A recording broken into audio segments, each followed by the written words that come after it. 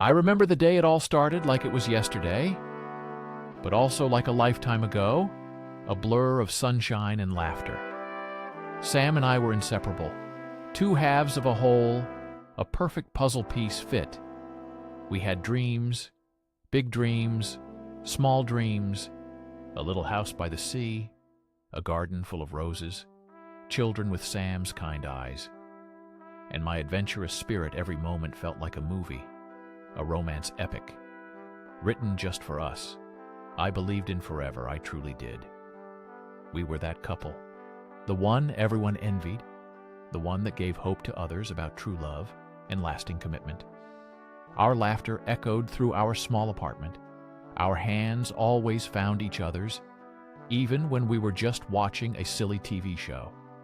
Sam's comfort, Sam's unwavering belief in me. Sam's gentle touch, it was my world, my safe harbor, my everything. I felt an absolute certainty about our future. A deep-rooted peace that comes from knowing you are exactly where you are meant to be with the person you are meant to be with. There was a quiet joy, a profound contentment in our shared silence, in our mutual understanding. It was a love built on trust and respect, and a shared vision of a lifetime together. Every day felt like a gentle unfolding of a beautiful story. We were writing together, a story filled with warmth and loyalty and an unspoken promise of forever. A promise I would so tragically break, then slowly. So slowly I barely noticed it. At first, a tiny crack appeared in the seemingly unbreakable foundation. Not because of Sam. Never because of Sam. Sam was perfect. It was me, a growing restlessness within me, a need for something different. Something I could not name, a subtle itch, a quiet whisper that maybe there was more out there that I was missing out on. Life became a routine, a comfortable one, yes, but a routine nonetheless. The spark that once felt like a wildfire had settled into a warm, steady glow. And perhaps I was foolish. Perhaps I was greedy. I wanted the wildfire back, the all-consuming flame, the breathless excitement, the newness, the thrill of discovery. I started to feel suffocated, not by Sam's love, but by my own expectations of what life should always be.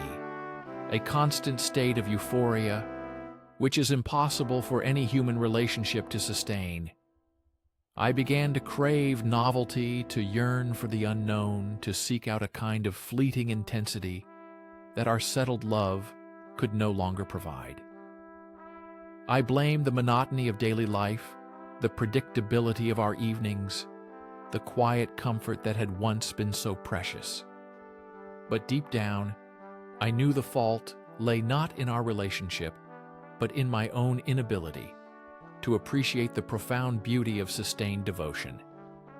I was chasing a ghost, a feeling that was unsustainable and ultimately destructive. That's when Jamie entered my life, a whirlwind of chaotic energy and undeniable charm. It was a work conference, a boring industry event. I almost skipped. Jamie was nothing like Sam, nothing at all. Where Sam was calm and thoughtful, Jamie was impulsive and loud. Where Sam found joy in simple pleasures, Jamie chased adrenaline and novelty.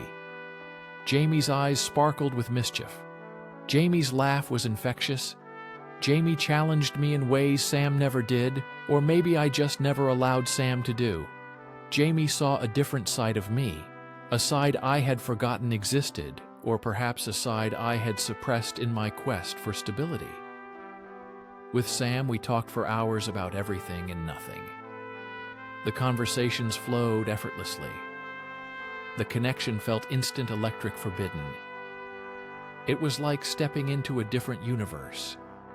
A universe where my old rules did not apply, where my commitments faded into the background, where I could be someone else, someone freer, someone more daring, someone without the heavy weight of expectations.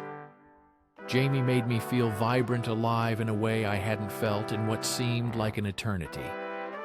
The dangerous allure of the unknown was intoxicating, pulling me further and further away from the solid ground I had built with Sam. A perilous dance on the edge of a cliff. The first kiss was accidental. Or so I told myself. Shared cab after a late-night dinner, too much wine, too much laughter, too much proximity. Jamie's lips on mine, a jolt, an undeniable pull. A moment of pure, unadulterated sensation. Then the immediate crashing wave of guilt, a cold shock that ran through my veins. But it was too late. The line had been crossed. The boundary shattered, the promise broken. I stumbled home that night, my mind a chaotic mess of pleasure and shame, of exhilaration and dread. I looked at Sam sleeping peacefully beside me, innocent, unaware, and a profound sense of self-loathing washed over me. How could I have done this? How could I have betrayed such pure, unwavering love? The weight of my actions pressed down on me, a crushing burden that only grew heavier with each passing moment, a secret already festering within my soul, poisoning everything it touched. The memory of Jamie's touch still lingered, a burning brand, a constant reminder of my transgression, a forbidden fire that promised destruction. The lies began small, almost imperceptible, a late night at the office, an unexpected project, a dinner with colleagues that ran longer than planned. But one lie begot another and another until my life became a carefully constructed web of deceit. I was living a double life, a secret existence where every word, every gesture, every stolen moment with Jamie felt both thrilling and terrifying. I felt like an actress playing two different roles. One, the loving, devoted partner to Sam. The other, the adventurous, reckless lover to Jamie. The constant fear of discovery was a suffocating blanket, a shadow that followed me everywhere, a persistent whisper in the back of my mind. What if Sam finds out? What then? The thought alone was enough to make my stomach churn with anxiety. But still I continued, drawn by an irresistible force, a craving for the forbidden, a desperate need to feel alive, in a way I felt I hadn't been in so long. Sam deserved so much better. Sam deserved honesty. Sam deserved my whole heart, not just the fractured pieces I was offering. Sam's trusting eyes were a constant source of agony, a daily reminder of my treachery. Every time Sam said, "I love you," I felt a knife twist in my gut, a phantom pain that was all too real. The joy of stolen moments was always overshadowed by the impending dread of exposure. The exhilaration of Jamie's company always followed by the bitter taste of betrayal. The duality of my existence was tearing me apart, slowly, surely leaving nothing but a hollow shell where my integrity used to be. There were close calls, too many to count. Once Sam and I were walking through the park on a sunny Saturday, and I saw Jamie across the street. My heart leaped into my throat. My blood ran cold. I quickly steered Sam in the opposite direction, feigning interest in a street performer. My voice too loud, too cheerful, a thin mask over my panic. Or another time, Jamie accidentally called me when I was with Sam. I saw the name flash on my phone screen. My hand trembled as I fumbled to silence it, to dismiss the call. Sam looked at me, curious but not suspicious, and I made up some excuse, a wrong number, a telemarketer. Each close call left me trembling with a mix of fear and a strange kind of adrenaline, a rush that kept me coming back for more. A dangerous game I was playing with hearts, including my own. The deception became easier with practice, each lie a little smoother, each cover story a little more convincing, but the emotional toll was immense. Every night I would lie awake staring at the ceiling, the faces of Sam and Jamie swirling in my mind, two worlds colliding, two lives.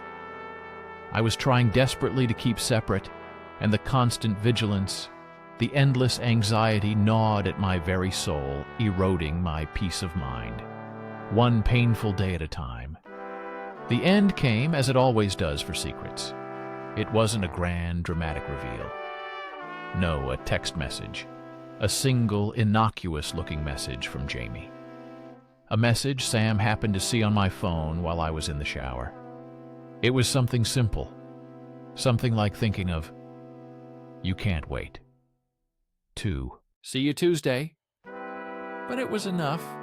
It was everything I heard. Sam's gasp from the living room. A sound.